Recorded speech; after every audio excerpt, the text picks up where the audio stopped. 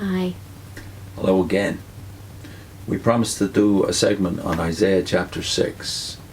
Last week we alluded to it in the description of the responsibility the Watchtower has for going forth as God's only organization, according to their own claim, going forth with unclean lips from 1914 through at least 1931 or 32, when they, according to their current logic, cleaned up their act finally. Well, is there a precedent in the Bible for going forth being God's only spokesman when you have unclean lips? I.e., you're uninspired and infallible. Or fallible, you mean? Let's just get that right. You're uninspired and you're fallible, and you're claiming to be God's only spokesman to the last days generation, or 2 or 3 or 4. Is there any precedent for that in Scripture? Well, one of the verses we like to use for our identity, if you're a Jehovah's Witness, is Isaiah 6 verse 8, which reads, "Also I heard the voice of Yahweh, Jehovah, saying, Whom shall I send? Who will go for us?" And in verse 8, Of verse 8, then I said, Here I am, send me. Right. So somehow we find our identity and encouragement in that idea that we are the ones, uniquely, volunteering to be Jehovah's spokesman. But of course you realize, if you think about Isaiah for a minute, that, well, Isaiah was a prophet. And he's qualified because he's a prophet, right? He's inspired. He's infallible. It's not every individual Israelite. And by the way, did he start in this chapter by saying, Here I am? Did he start with the volunteer spirit, and therefore God responds to his volunteer spirit and says, yeah, you go? That's not how it worked if you read the whole chapter from chapter 6 verse 1, which we should do. Okay. In the year that King Uzziah died, I saw the Lord sitting on a throne, high and lifted up, and the train of his robe filled the temple. Above it stood seraphim.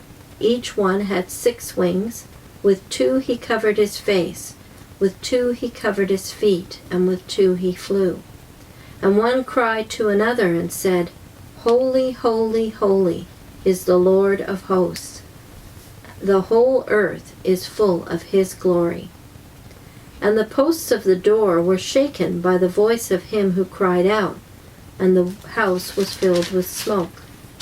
So I said, Woe is me, for I am undone, because I am a man of unclean lips, and I dwell in the midst of a people of unclean lips.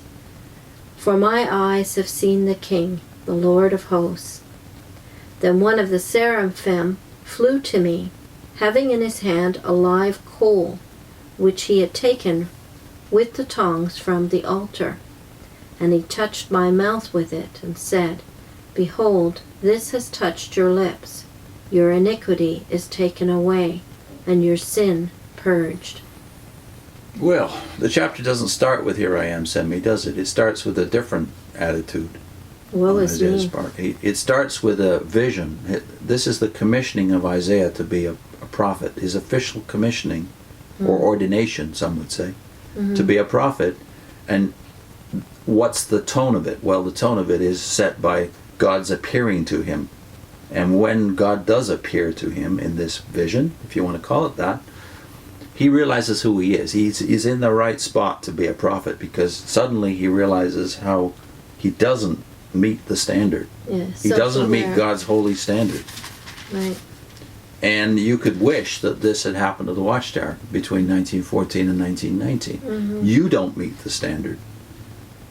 It's Isaiah, self-realization, that causes him to say, Woe is me. Yes, the people have unclean lips. They're unworthy, but I am unworthy. But God doesn't say, okay, I've got nobody I can use. What he does is he makes a difference. He separates Isaiah from the rest of his people by this purging. This live coal taken from the altar touches his mouth, and his iniquity is taken away and his sin purged. And this is how we come to the conclusion that the prophets are different than other Israelites. They're all qualified in a certain sense. They know certain things about God and about the world and the universe that other people don't know, but only certain ones, that is the inspired and the infallible, are qualified to be public spokesman of God. And that's what James seems to be alluding to in the New Testament. That not everyone should step up to be God's spokesman, because if you haven't had an experience like Isaiah where you have been given authority to speak in a certain way that we equate with inspiration, you just don't qualify. Yeah, but in the Watchtower you have no choice. Every Jehovah's Witness is supposed to go out and speak and teach. Yeah. And if you don't, you're told you're blood guilty. But aren't you blood guilty if you're teaching wrong things, or if you're found out to be incorrect? And for decades you've been telling people something that's not true? Well, they humbly say after the fact that, well, we never claim to be infallible or inspired. Yeah, but you've spent decades preaching the wrong doctrines to the public. Right. Now, according to your logic, you get points with God for just having the volunteer spirit. And at least fess up and say, woe is me. I made a mistake. I did something wrong. But you never hear that from the Watchtower. No, you have the humility of an organization that says it's humble not to sign our names, personal names, to articles literature we write, but not the humility to fess up and say, I guess we're just like everybody else out there. We make mistakes. Isaiah signs, we know it's written by Isaiah. And the prophets, you know they're written by them because they tell you who they are.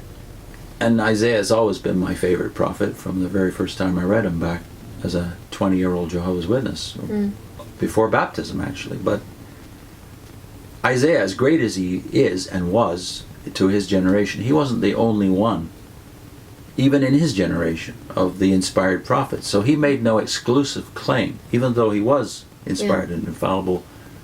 He made no exclusive claim on God and said, God can only work through me. Apparently in that generation there were at least 3 others, Micah, Hosea, and Amos, who were contemporaries of Isaiah. Maybe even a 4th, Joel, for all we know. Yeah.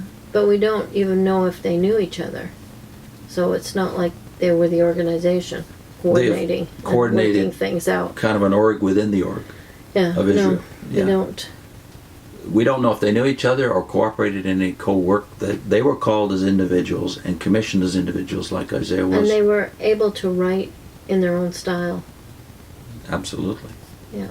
You can tell the difference between Isaiah and somebody else.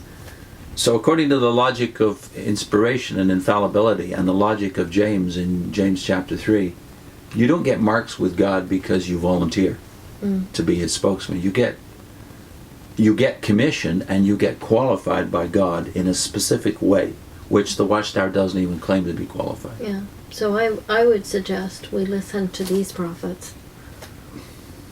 But who's going to interpret them? Not the Watchtower. Why do we need the Watchtower? With the prophets, we have indication that they spoke the truth because what they said came true. You know, they've got the credentials. Listen to them. Skip listening to other people who claim special spokesmen. But we need to qualify that too. We're not saying we don't need teachers. Hebrews plainly says we need teachers, and James agrees. Yeah. But he says, make sure you're qualified. Yeah. We do need teachers in the church as well as inspired prophets and apostles. But these are the prophets. The inspired prophets are in Scripture, not out there as the interpreters. Yeah. See you next time.